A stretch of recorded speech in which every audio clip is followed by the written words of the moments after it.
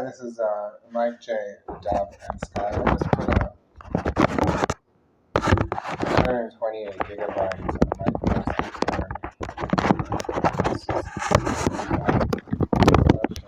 I'll read you a little bit about it. I had a SanDisk Ultra Plus 16 gigabyte disk, and here micro SD, and I'm not sure if it was working. So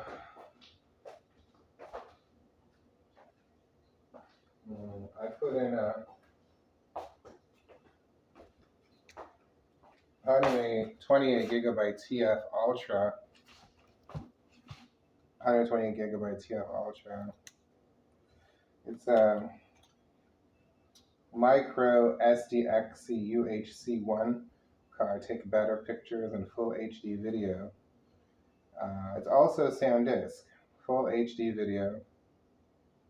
There's something called a SanDisk Memory Zone app. Let's see if I can put what I have to go through. This one was pretty easy, but I have another one here. It's kind of hard to open up.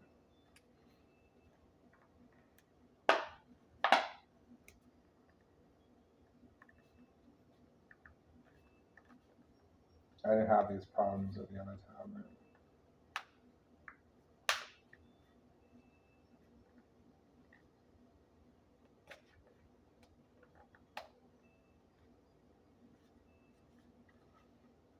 So what I'm going to be doing today,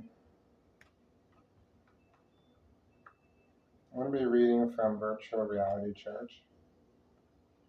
I honestly think I could break it now.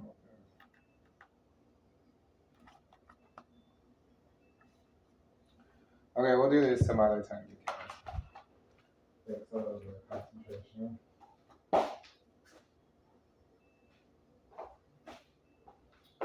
don't have it. Let's see if you found that. I'll put this in here. I don't think it works, so I'm kind of wasting my time.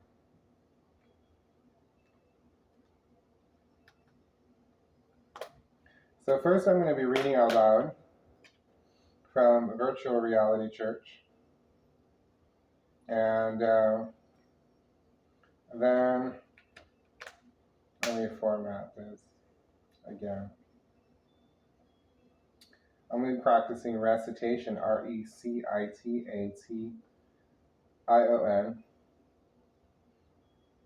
If I make a comment, I really am in violation of my motivation, my intention of doing recitation, but I will be providing a bit of a commentary. And then I want to practice meditation while wearing a VR headset, which means standing here without saying anything on it, but I will also violate my intentions and make a comment on it. So let's see.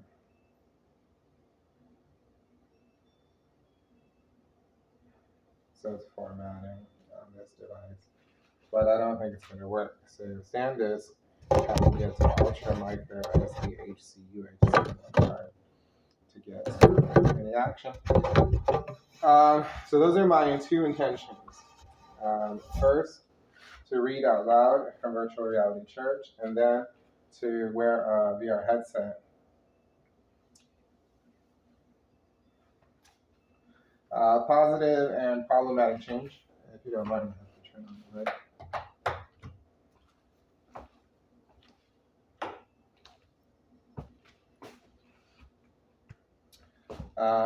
My name is Mike J. Dubensky. I'm YouTube librarian. I graduated from Dominican University's Master of Library and Information Science degree program. My first course was Introduction to Library and Information Science. My second and third courses were Organization of Knowledge and Reference and Online Services. My fourth and fifth courses were School Libraries and Library Materials for Young Adults. My sixth and seventh courses were Early Books and Manuscripts and Collection Development and Management. My eighth and ninth courses were Internet Fundamentals and Design and Communication for Leadership. And in my final semester, I took Planning and Equipping Libraries, Management of Library Information Centers, and Reference Sources in Humanities. Positive and Problematic Change, this is page 45. I'm working with a book from the Chicago Public Library with a 2021 copyright. Every new technology brings positive and problematic change for the communities who adopt it. When we look to the future, it is clear that VR brings many strengths that could be applied to communicating the gospel across geographic, cultural, and linguistic borders. But how will the use of VR as a technological change the way we think about ourselves and our churches? How will VR and related technologies reshape the way that we think about God and speak about Him to the world around us?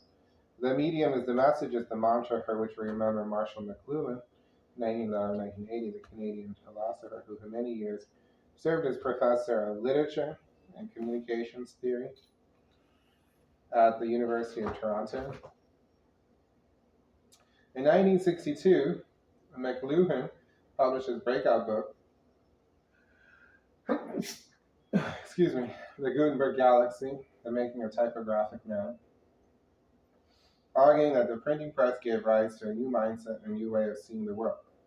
The proliferation of the printed page resulted not merely in an increase in books, but produced a new way of reading. McLuhan, always a brilliant observer of 20th century Western culture, began to note the pervasive influence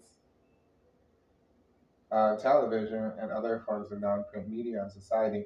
In a televised interview with McLuhan in 1965, literary critic Sir John Frank Kermode summarized, "You argue that for a long time without actually understanding. We've been living in a culture in which our whole way of looking at the world has been determined by typography." McLuhan was not only a penetrating analyst, but also a persuasive presenter, and he disseminated his view in an array of radio and television interviews. What I would recommend if you don't know what something means is to Google it or look it up in a dictionary. That's one of your best strategies for practicing reading comprehension. But you could ask the question, I'm actually speaking as YouTube librarian, what is about virtual reality? What it could possibly mean is that the VR headset blocks off reality and replaces it with an artificial reality, artificial world that doesn't include your home surroundings. So it's virtual reality. It is a kind of reality. The image is real in the sense that you can see it, but it isn't necessarily the world of your surroundings. So even virtual reality can be thought a little bit about so that you have a better grasp on it. That is a different kind of process than looking up a word in a dictionary to find out what it means. So sometimes we want to think about something to understand it better, to crack the nut per se. And sometimes we just need to know exactly what it means in the dictionary or on Google. And then later we do a different kind of procedure to understand it better.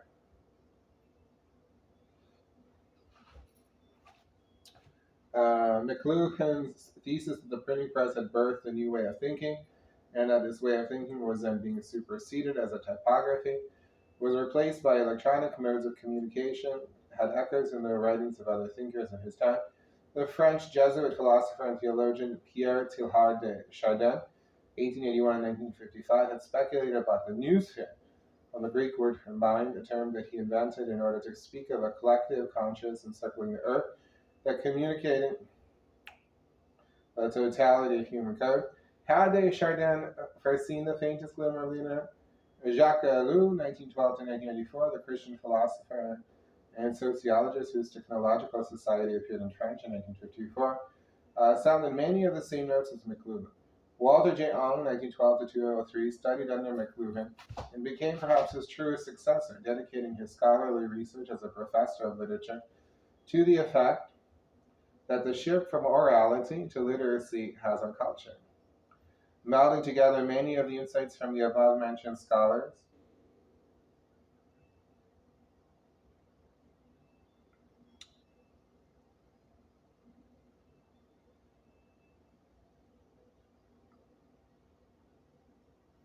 Neil Postman, 1931 and 2003, became the best known representative of those ideas through his popular books and academic work in founding the Department of Media Ecology at New York University in 1971.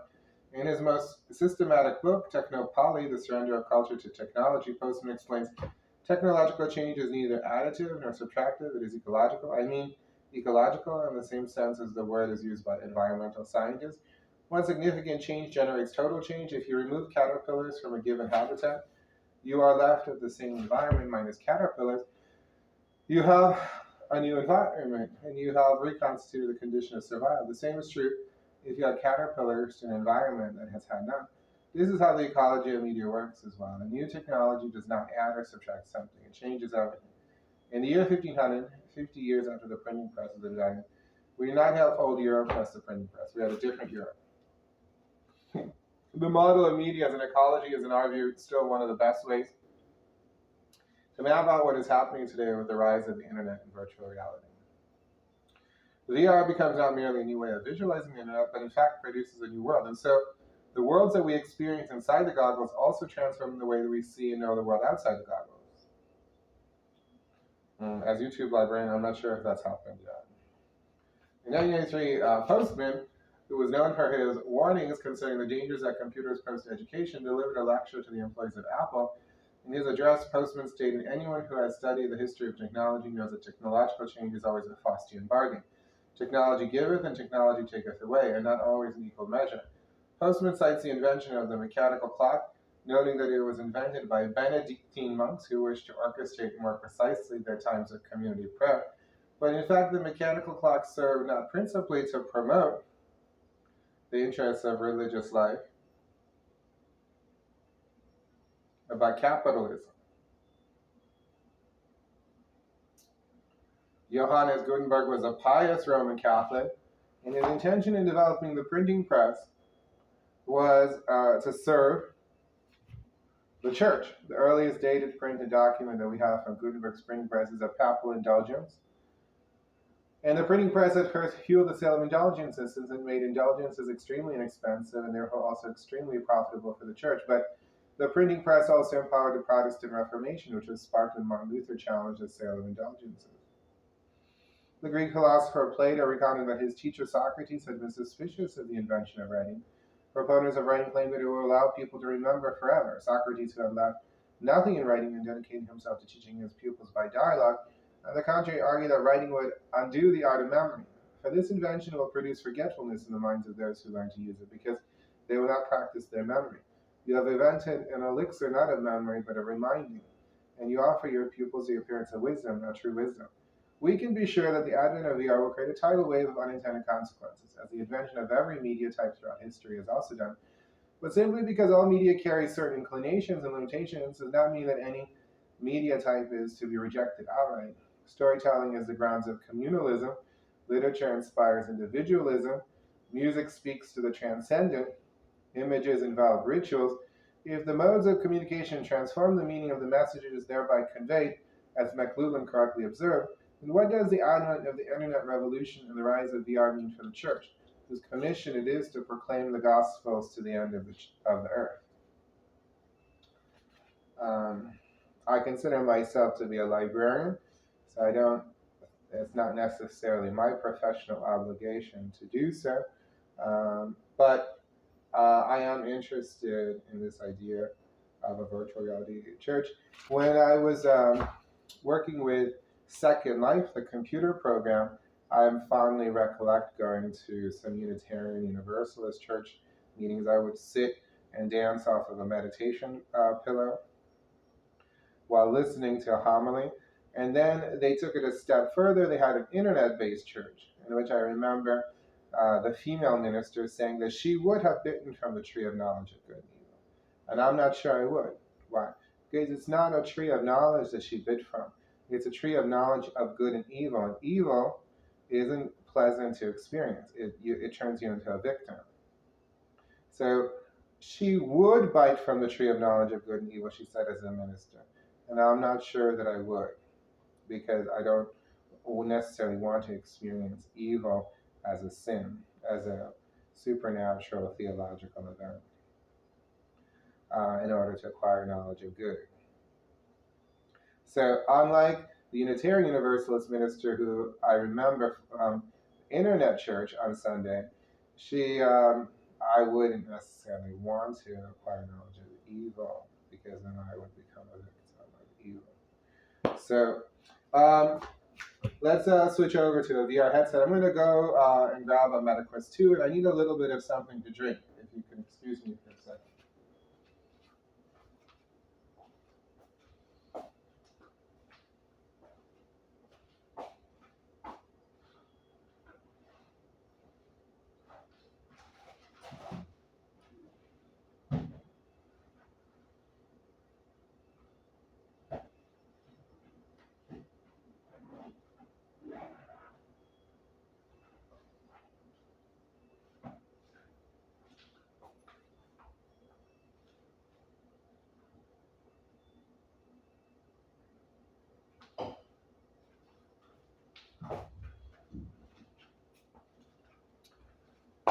So this is a MetaQuest 2, and the MetaQuest 3 is coming out.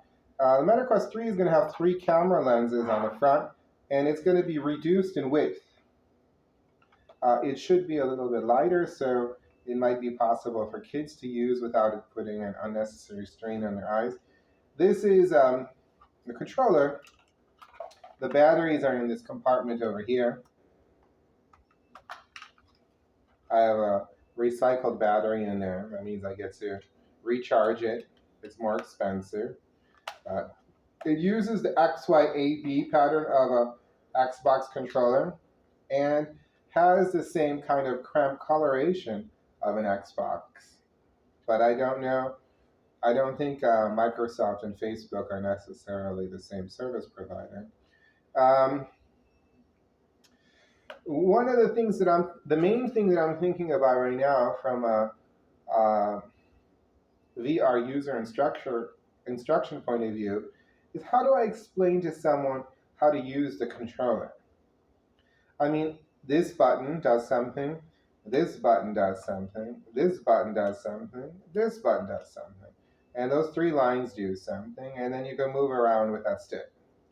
So that's 1, 2, 3, 4 or 5 things that can do something. And then on this one, you have 1, 2, 3, 4 or 5 things that can do something. So you have 10 options to be able to control the image. Why is this important? Microsoft HoloLens, which was selling for $3,000, might not have come with a controller. What a waste of money that would be. Apple Vision Pro is not going to come with a controller. You're going to be able to use your hands. So to the extent that it's willing to acknowledge your hands, it'll use them. But I'm not sure if that's what Microsoft HoloLens was doing. I don't know. I haven't read the manual. So we have 10 options on this. Microsoft HoloLens is probably AR, while this is a VR headset. And what that means in this case is that when you put this on, you don't see anything in your apartment anymore, unless you double click on the unit and see kind of a black and white version in this case, a little bit blurry of reality, so that you can regain a grasp on where you're at. For some reason, you need to get up. You don't want to pull it up. You might want to check something out. You hear a noise. There's a phone call. I don't know. But you can, it's called pass-through. You can double click on the headset and see things. And it's kind of interesting, like a black and white television set. But everything is in there. But there are lenses. And on this, you also have options. You have a plus and minus volume button. You have a power button. Okay, so You have 10 different options. What do? How do you tell your client what to do? I can tell them at this way, well, in the case of the MetaQuest 2, you do have 10 different buttons you can press. 8 different buttons and 2 sticks to operate. And then what? And then what indeed? I don't know what to tell you, except I'm now thinking, yes, you have 8 buttons to choose from and 2 sticks to move around. Now, what I'm going to tell you is you're going to enter into a spatial computer. And in that spatial computer, there are options. But instead of using a mouse, you're going to have to use the controller to make decisions. And then what? Here's what I'm going to tell you. You know, I might provide you with headphones so that when you turn it on, you could enjoy listening to some music and not get stressed out about finding anything right away. So let's say that I Bluetooth these headphones, Bluetooth, to a different cell phone, the one you saw earlier. So what I'm doing is I have these headphones. These are Xbox wireless headphones. They're good. They're $100. They're not Apple. It's good. They're not. I don't know if they're better than Apple. So I'm going to press on Xbox wireless headphones. And what problem I'm anticipating is that you have 8 buttons to choose from, 2 sticks to manipulate. You're entering into a spatial computer, and you're interested in checking it out from a bulletproof VR point of view so that you could decide which VR headset to buy, which, you know, whether you're going to pay $300, $400, $500, $600, $1,000, $1,100. And from a bulletproof VR point of view, you saw something. You found out that you are VR compatible. So that's good news. From a job ops VR point of view, now bulletproof VR I promoted by hiring an SEO marketing firm, search engine optimization, and they placed me on the internet in a kind of yellow pages, white pages directory sense of the word. So I'm all over the internet as a home office. Now, job ops VR, I'm going to tell you, well, why don't you head to the browser and find it. It's going to say browser. And hurry up to look for a job. From that point of view, you have to get to something called a browser, and then you're going to have to press a bunch of buttons. Yeah. Now I have a new business. And the new business is called VR Break. I'm at a corporate event, and I'm going to promote that. I'm promoting Job Ops VR in like a politician with lawn signs around the city. But then with VR Break, I'm going to join the VR AR Association and get in their directory. You know, you have 10 minutes to relax or to experience something. So again, I'm going to give you some headphones because I'm going to tell you that the VR environment is already worth just kind of looking around and spending some time in, but you're not going to enjoy it as much unless you're listening to music. So let's put on some music.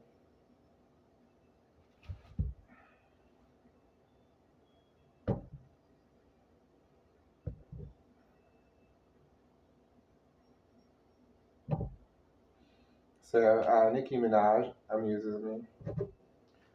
So we put that on. Well, we won't put it on. That didn't work. Raindrops keep falling on my head. You can hear that. Like the gas feeding too big for We're going to tear it again.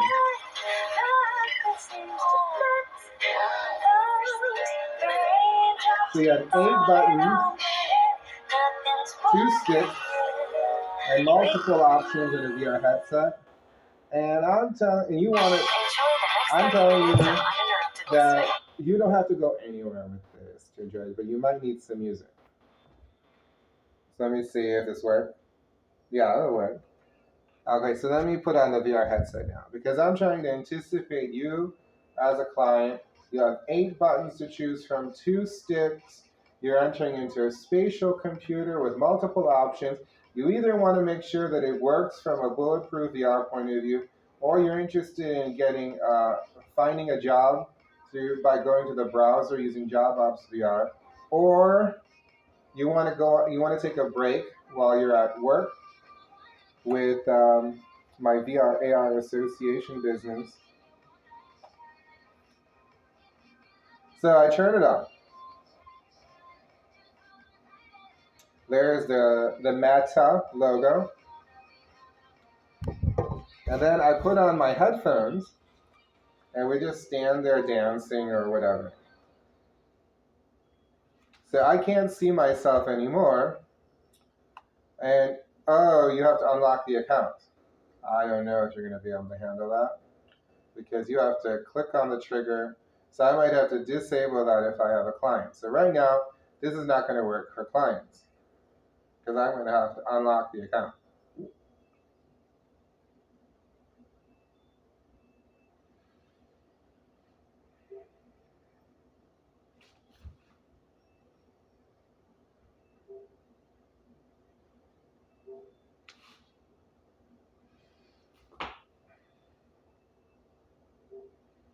Well, maybe I could say that the stick and the trigger button are your best friends.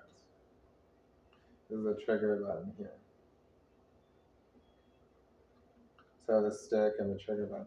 And now we just I tell you, just listen to some music, enjoy the virtual environment, and decide what you want to do, whether you want to head toward what. Where is the browser here? Well, you would have to figure out that circle with a set. What is it?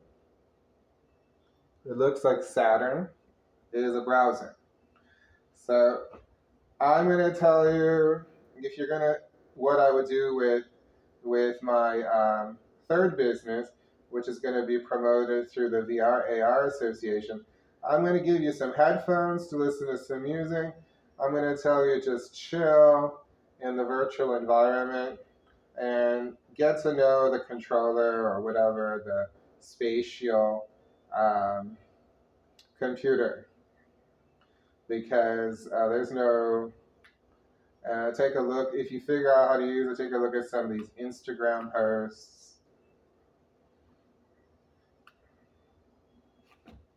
So in that way, I also get around something which is, promoting something like games that have commercial license agreements.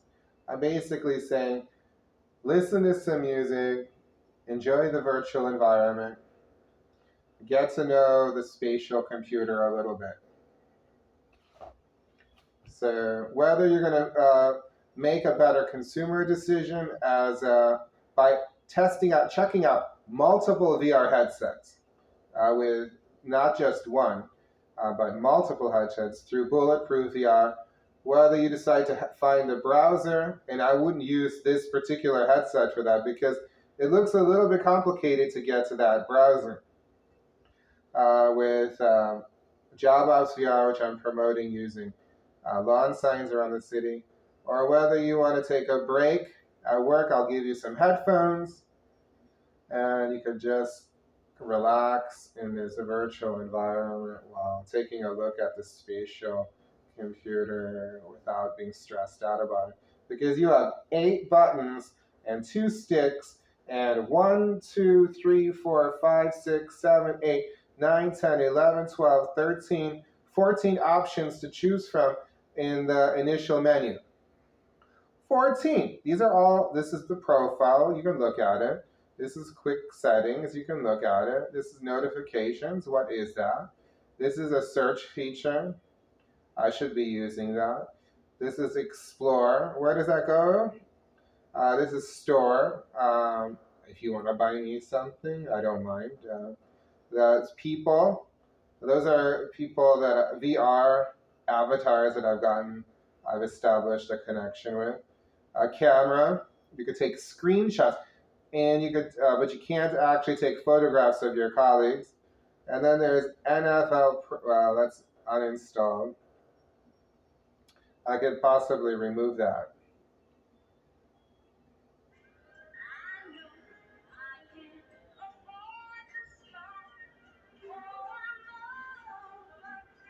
And then we have account center, browser, Instagram, YouTube VR, app library.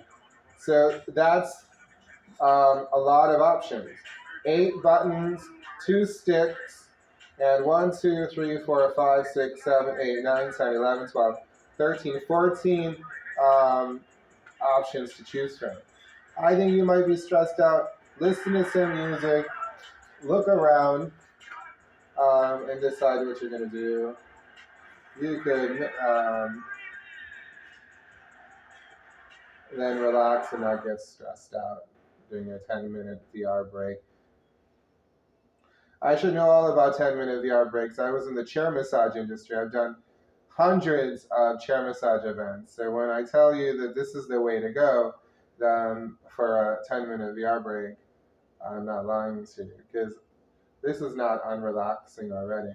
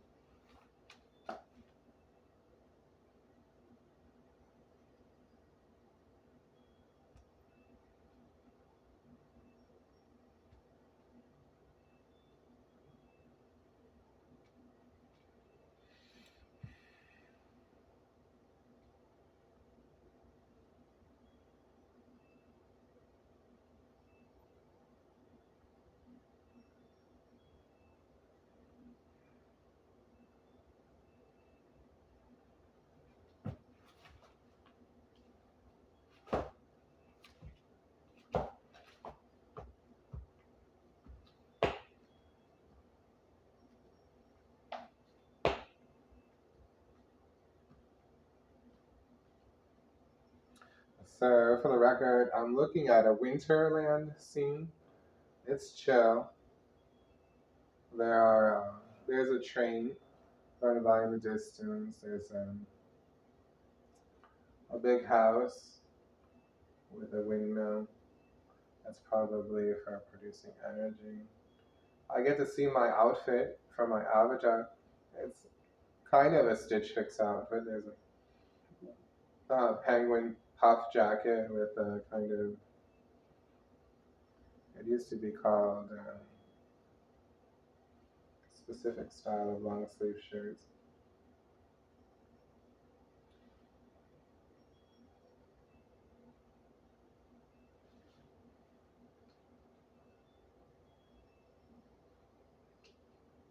I think he was anticipating being able to take a walk. I doubt it. So there was actually a thought here.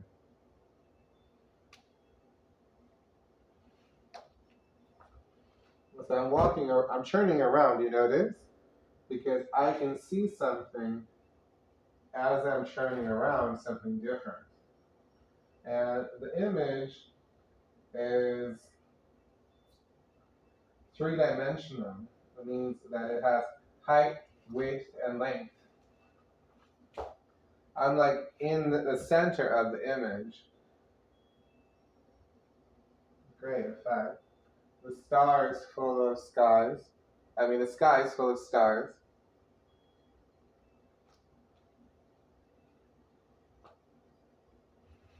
I consider this to be a major achievement as a VR user.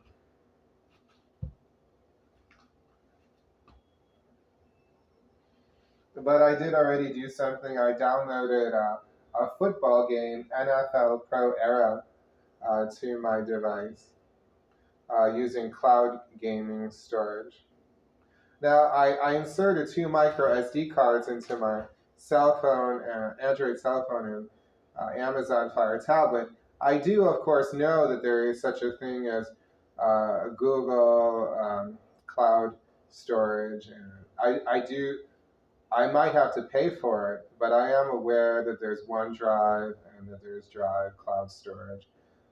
But at this point, I still would have to pay an annual or monthly fee for additional storage.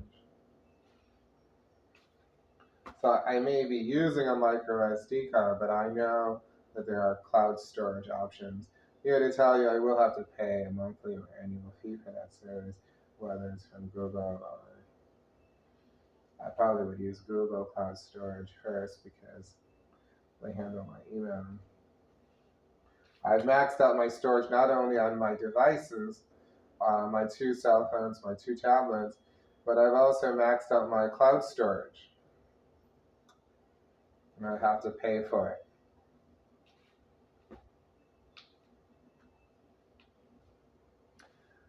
So in this case, the game that I downloaded was purchased many months ago, but I downloaded from Meta's cloud storage platform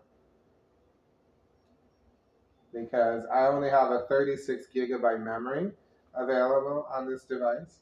I have an earlier model. Yeah, Meta Quest looks great. These are called, what I'm looking at is called, quote, virtual home environments. And as a reference, there is in fact a big house here.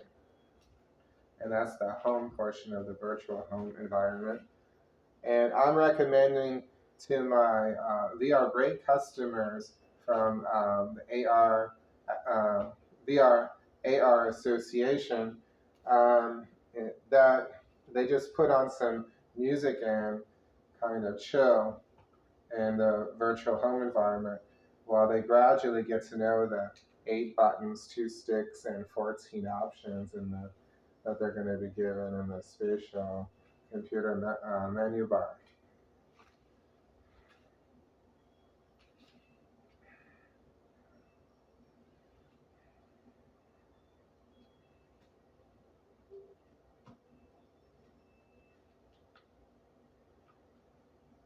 So the three dots over the three dots over three dots is an app library. When I click on it, I kind of have my current options, in order of availability.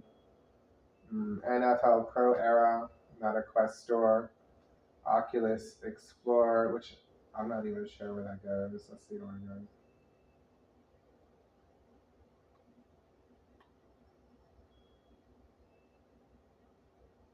They're promoting Synth Riders, Rec Room, Uno, Premium Bowling, Among Us VR, some freebies, some entertainment VR.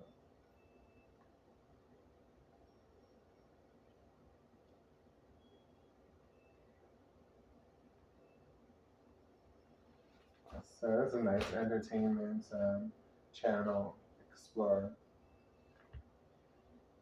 There are some people on this side that I've connected to who I could actually speak with. I could say hi to them.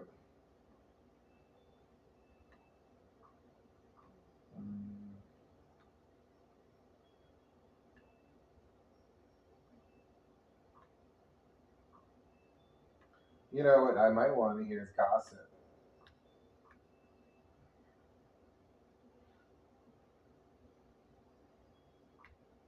or news.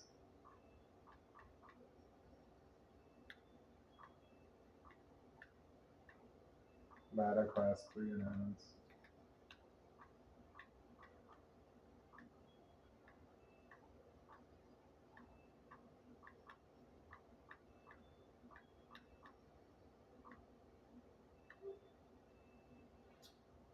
So I just kind of chatted with someone, see what happens. Let's go back to the app library. So the Explore takes you to a very tasteful channel of entertainment options. The MetaQuest store will take you to opportunities to buy something. I downloaded NFL Pro Era. YouTube VR is here. Beat Saber, Dance Central. Arthur, the conference center app. Supernatural, I might have to remove them again because that didn't work out. Let's click on them and see. I might have to unload Supernatural.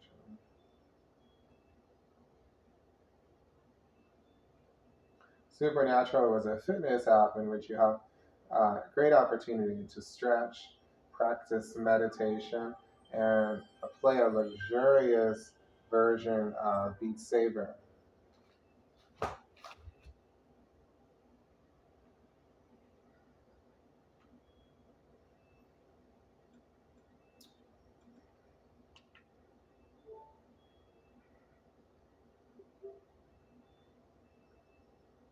So we're going to unload Supernatural. So I added one app and I removed another app. And it is a MetaQuest provider. I could contact Facebook about it. Instagram settings. I highly encourage you to spend some time with settings, but not unnecessarily on my device. We'll look at it later. Here's the MetaQuest browser. It says browser, but in the image, I'm not exactly sure how that would suggest a browser. In the title card, you can see the word browser, but in the app button, you wouldn't know necessarily, unless you click on it and see the word browser come up over it. Now quickly scroll over it with then you have MetaQuest TV. Not unlike Explore, or the front page. You have some entertainment options. It's like an entertainment channel. So then at this point we have 3 entertainment channels, or maybe it's 2. Explore is for sure a nice entertainment channel, but so is, yeah, it's very nice. And you want to get to know your entertainment channel because there are a lot of options for enjoying your time with VR here. I'll call it an entertainment channel, but so is the TV.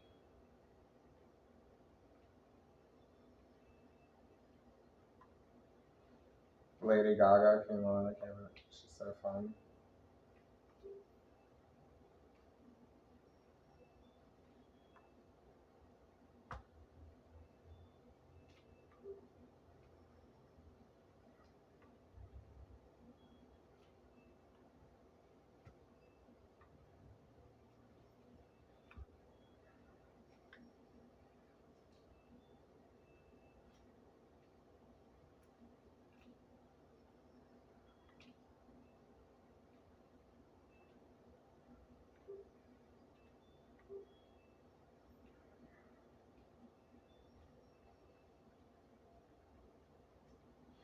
Oh, this is a pretty cool one.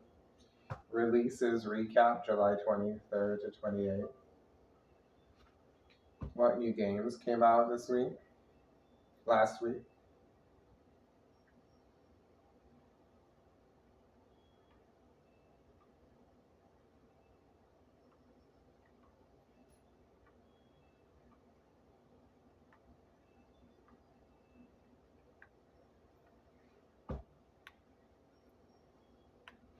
I'm super excited about the MetaQuest subscription service. I'm going to be taking a look at it.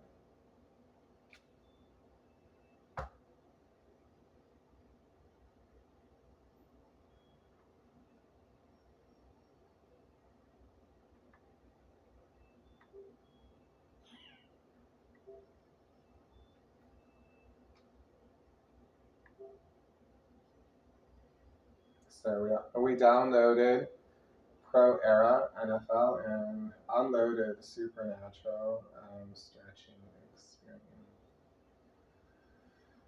And then I have MetaQuest TV. That's another channel.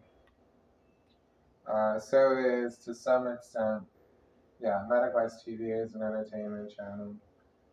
Then you have Avicii and Vector is on here. Cool, Encore Edition.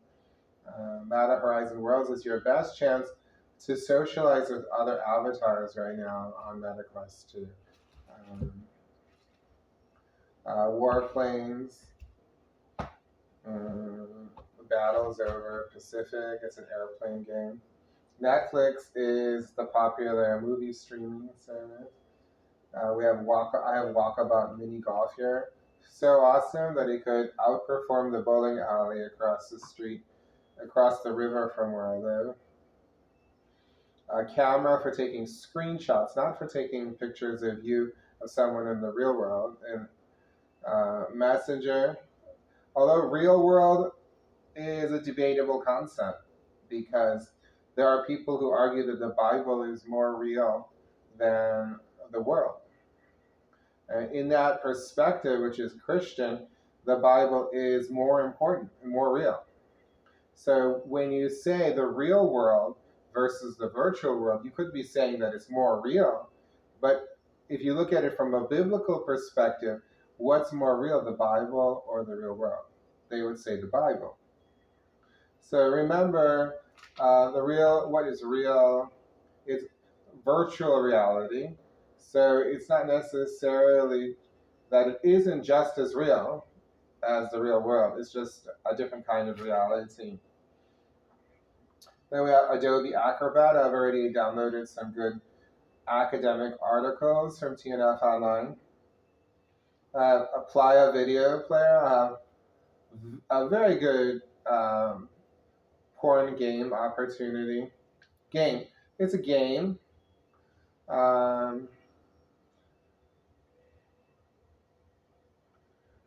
And then I have Trick, which is conducive to relaxation and breathing exercises.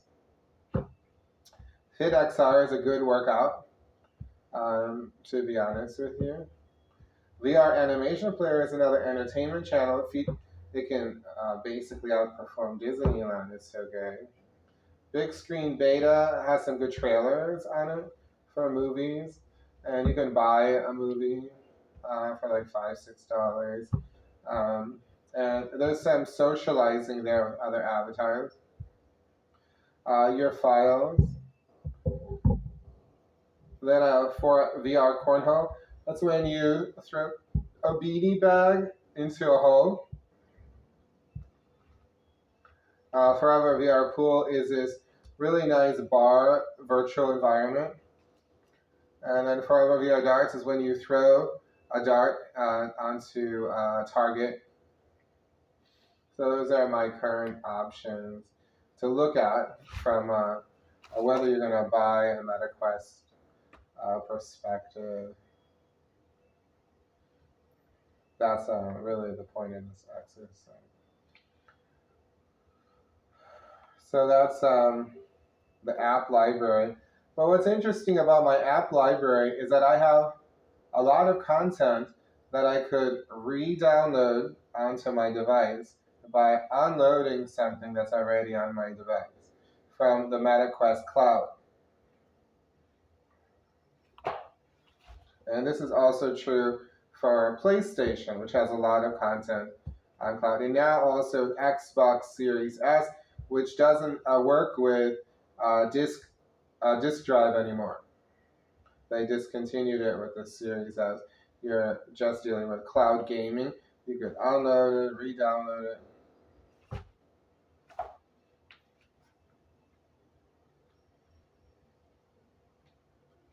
Okay, so it's almost 50 minutes.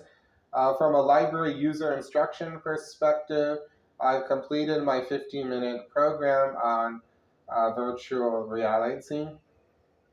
And I hope you enjoyed this episode of YouTube Librarian. It's Saturday, July 29, if I'm correct.